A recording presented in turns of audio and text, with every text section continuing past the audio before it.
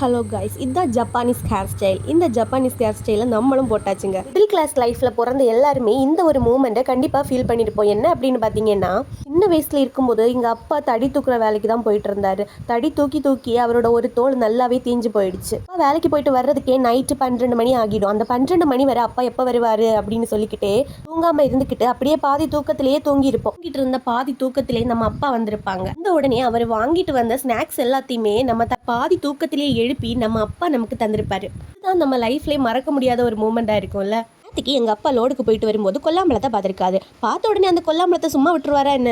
சரி, பறிச்சுட்டு வந்து அதை பிள்ளைங்களுக்கு கொடுக்கலாம் அப்படின்னு சொல்லிட்டு ஆசையாக எடுத்துகிட்டு வந்திருக்காரு. எடுத்துகிட்டு வந்த கொல்லாம்பழத்தை எல்லாத்தையுமே நாங்கள் நல்லா சாப்பிட்டுக்கிட்டு அதுக்கப்புறம் கொல்லாங்கொட்டையை சுட்டு சாப்பிடலாம் அப்படின்னு ரெடி ஆகிட்டோம். கொல்லாங்கொட்டையை அந்த தீக்கணலில் போட்டு நல்லா சுட ஆரம்பிச்சாச்சு. அதுக்கு மேலே நிறைய தீக்கணலை எல்லாம் வாரி தூவியாச்சு. கொஞ்ச நேரத்தில் பார்த்தீங்கன்னா வீடே ஒரே புகை மூட்டம். இதில் அடுப்பு எங்கே இருக்குது அப்படிங்கிறதே எங்களுக்கு கன்ஃபியூஷன் ஆயிடுச்சு.